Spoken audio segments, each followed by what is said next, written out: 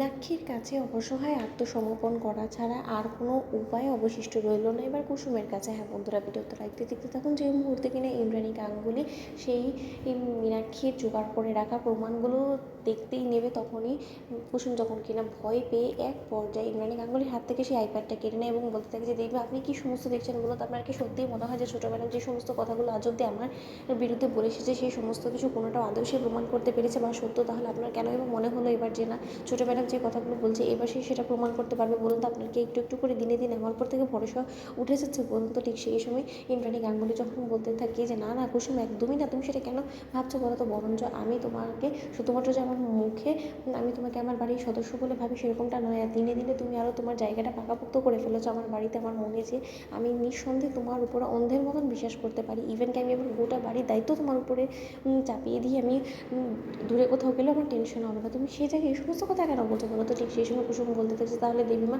আপনি কেন এই ভিডিও ফুটেজগুলো দেখার চেষ্টা করছেন বলো তো? এই সমস্ত কিছু ভুয়া বানোয়াটা তো হতে পারে অন্যদিকে। মীনাক্ষী বলতে থাকে যে ঠিক আছে না কুসুম, দিদিকে একবার দেখে নিতে দাও, এখন সেটা ভুয়া বানোয়াট নাকি সত্য সেটা হয় দিদি যাচাই বাছাই করবে, কারণ দিদি তো জহুরির চোখ এবং দিদি নিশ্চয়ই ভালোভাবে পরখ করে বুঝতে পারবে যে আমি যে কথাগুলো বলছি সেটা মিথ্যে না সত্য।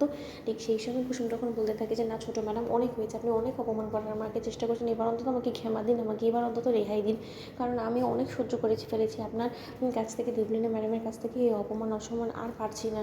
ঠিক সেই সময় এক পর্যায়ে ইন্দ্রাণী গাঙ্গুলি যখন বলতে থাকে যে ছোটো তুই উঠে পড়ে কেন লেগেছিস কুসুম অপমান অপদস্থ করতে? বলতো তোর কি কোনো সময় কুসুম ভালো লাগে না? ঠিক আছে তোকে কুসুম তুই পছন্দ করিস না সেটা আমি বুঝতে পারি, কিন্তু তাই বলে ওর সঙ্গে এরকম চরম শত্রুতা করার জন্য তুই সবসময় কেন মুখ তাকিয়ে থাকিস আমি সেটাই বুঝতে পারছি না, জানিস তো ছোটো বলে হারিয়ে যাই তোকে। ঠিক সেই সময় কথা বলে যখন ইন্দ্রাণী গাঙ্গুলি সেখান থেকে চলে যায়, ঠিক সেই সময় মীনাক্ষী হাসতে থাকে এবং বলতে থাকে যে কি কেমন দেখালাম বলো তো? এটা তো জাস্ট একটা ট্রেলার ছিল, তুমি কি মনে করছো এত সহজেই আমি তোমাকে ছেড়ে দিব?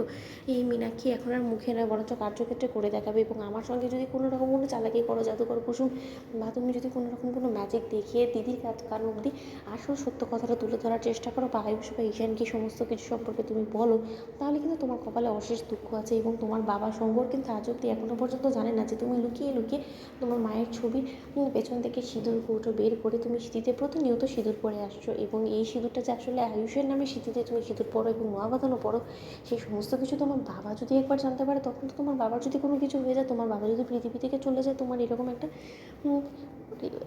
ভয়ঙ্কর রকমের রহস্য জানার পর তখন কী হবে বলো তো? তুমি তো এতিম হয়ে যাবে, এমনিতে তো তুমি মা হারা, তাই না? তাই আমি তোমাকে বলছি যে এখনও সময় আছে, সূর্য যাও, আমি যেটা ফাঁস করিনি এখনও পর্যন্ত, যেটা জানতে দিইনি কাউকে, ঠিক সেইভাবে তুমিও আমার সত্যটা কারো প্রকাশে আনার চেষ্টা করো না, তাহলে কিন্তু তোমার কপালে অশেষ দুঃখ আছে, আমি সাবধান করে দিলাম। তো বন্ধুরা, লাইক এন্ড শেয়ার করে সাবস্ক্রাইব করতে ভুলো না।